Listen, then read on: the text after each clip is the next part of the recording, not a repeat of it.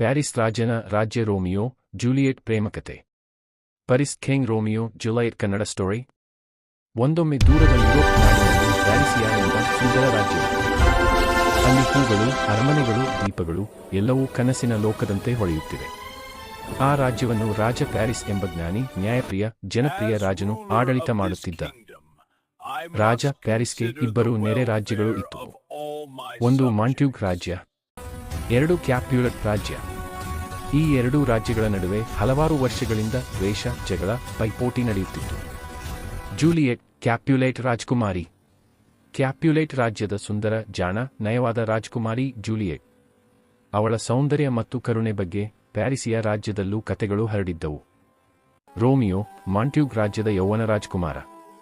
ಮಾಂಟ್ಯೂಗ್ ರಾಜ್ಯದ ಧೈರ್ಯಶಾಲಿ, ದಯಾಳು, ಜನಪ್ರಿಯ prince Romeo. ಅವನು ಯುವಕರಿಗೆ ಪ್ರೇರಣೆ, ಹಿರಿಯರಿಗೆ ಗೌರವದ ವ್ಯಕ್ತಿ. ಪ್ಯಾರಿಸ್ ರಾಜನ ರಾಜ್ಯದಲ್ಲಿ ಭವ್ಯ ಉತ್ಸವ. ಒಂದು ದಿನ ರಾಜ ಪ್ಯಾರಿಸ್ ಎರಡು ರಾಜ್ಯಗಳ ಮಧ್ಯೆ ಶಾಂತಿ ತರಲು ಒಂದು ಗ್ರ್ಯಾಂಡ್ ಪೀಸ್ ಫೆಸ್ಟಿವಲ್ ಆಯೋಜಿಸಿದರು. ಎರಡೂ ರಾಜ್ಯಗಳ ಜನರು, ಕವಿಗಳು, ಯೋಧರು, ಕಲಾವಿದರು ಬಂದರು. ಈ ಉತ್ಸವದಲ್ಲೇ ರೋಮಿಯೋ ಮೊಟ್ಟಮೊದಲು ಜೂಲಿಯೆಟ್ ಅನ್ನು ಕಂಡನು. ಅವಳ ಕಣ್ಣುಗಳ ಮಿಂಚು, ನಗು, ಮರ್ಯಾದೆ ರೋಮಿಯೋಗೆ ಎದೆ ತಟ್ಟಿದಂತೆ ಆಯಿತು. ಜೂಲಿಯೆಟ್ ಕೂಡ ರೋಮಿಯೋನ ದಯಾಳು ಮುಖ, ಮಾತನಾಡುವ ಶಾಂತಸ್ವರ ನೋಡಿ ಅವನ ಮೇಲೆ ಪ್ರೀತಿ ಅರಳಿತು. ಪ್ರೀತಿ ಅರಳಿದ ಕ್ಷಣ, ಉತ್ಸವದ ರಾತ್ರಿ ಅವರು ಪ್ಯಾರಿಸ್ ಅರಮನೆ ತೋಟದಲ್ಲಿ ಮತ್ತೆ ಭೇಟಿಯಾದರು. ಗಾಳಿಯಲ್ಲಿ ಹೂವಿನ ಸುಗಂಧ ಹರಡಿತ್ತು. ಹಿಮದ ದೀಪಗಳು ಬೆಳಗುತ್ತಿವೆ. ಅವರು ಮಾತಾಡಿದಂತೆ ಅವರ ಹೃದಯಗಳು ಒಟ್ಟಿಗೆ ಬಂದವು. ಪ್ರೀತಿ ಬೆಳೆಯುವುದಕ್ಕೆ ಗಡಿ, ದ್ವೇಷ, ಜಗಳ ಇವೇ ಕೂಡ ಅಡ್ಡಿಯಾದಿಲ್ಲ. ಸಂಕಟ ಮತ್ತೆ ಆರಂಭ. ಈ ವಿಷಯ ರಾಜ್ಯಗಳಿಗೆ ತಿಳಿಯುತ್ತಿದ್ದಂತೆ ಮಾಂಟ್ಯೂಗ್ ಮತ್ತು ಕ್ಯಾಪ್ಯುಲೇಟ್ ರಾಜರು ಕೋಪಗೊಂಡರು. ನಮ್ಮ ರಾಜ್ಯದ ಶತ್ರುವನ್ನು ಪ್ರೀತಿಸುವುದು ಹೇಗೆ ಎಂದು ಇಬ್ಬರೂ ತಮ್ಮ ಮಕ್ಕಳನ್ನು ದೂರವಿರಿಸಲು ಆದೇಶಿಸಿದರು. ರೋಮಿಯೋ, ಜೂಲಿಯೆಟ್ ದುಃಖದಲ್ಲಿ ಮುಳುಗಿದರು. ಪ್ಯಾರಿಸ್ ರಾಜನ ಮಧ್ಯಸ್ಥಿಕೆ. ರಾಜ ಪ್ಯಾರಿಸ್ ಈ ಸುದ್ದಿ ಕೇಳಿ ಇಬ್ಬರನ್ನು ರಹಸ್ಯವಾಗಿ ಅರಮನೆಗೆ ಕರೆಸಿಕೊಂಡರು. ಅವರು ಹೇಳಿದರು, ಪ್ರೀತಿ ದ್ವೇಷದ ಜ್ವಾಲೆಯನ್ನು ನಂದಿಸುತ್ತದೆ.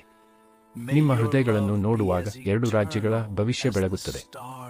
ರಾಜ ಪ್ಯಾರಿಸ್ ಎರಡು ಕಡೆ ರಾಜರನ್ನು ಕರೆದು ಪ್ರೀತಿಯ ಶಾಶ್ವತ ಶಾಂತಿಯ ಬಗ್ಗೆ ಮಾತನಾಡಿದರು. ಅವರ ಜ್ಞಾನ, ಪ್ರೀತಿ, ಸತ್ಯ ಈ ಮಾತುಗಳು ಇಬ್ಬರಿಗೂ ತಟ್ಟಿದುವು. ಎರಡು ರಾಜ್ಯಗಳು ದ್ವೇಷವನ್ನು ಬಿಟ್ಟುಬಿಟ್ಟುವು. ರೋಮಿಯೋ, ಜೂಲಿಯೆಟ್ ಮದುವೆ. ಶತ್ರು ರಾಜ್ಯಗಳು ಸ್ನೇಹ ರಾಜ್ಯಗಳಾಗಿದ ನಂತರ ಪ್ಯಾರಿಸ್ ಅರಮನೆಯಲ್ಲಿ ಭವ್ಯ ಮದುವೆ ನಡೆಯಿತು. ಹೂಗಳ ಮಳೆ, ಸಂಗೀತ, ದೀಪಗಳ ಕಂಠೀರವ ಎಲ್ಲವೂ ಕನಸಿನ ಮದುವೆಯಂತೆ ಹೊಳೆದವು. ರೋಮಿಯೋ, ಜೂಲಿಯೆಟ್ ಒಟ್ಟಿಗೆ ಕೈ ಹಿಡಿದು ಎರಡು ರಾಜ್ಯಗಳ ಶಾಂತಿಯನ್ನು ಶಾಶ್ವತಗೊಳಿಸಿದರು. Happy ending. ಪ್ಯಾರಿಸ್ ರಾಜನು ಇವರ ಮದುವೆಯಿಂದ ಸಂತೋಷಗೊಂಡು ಹೇಳಿದ,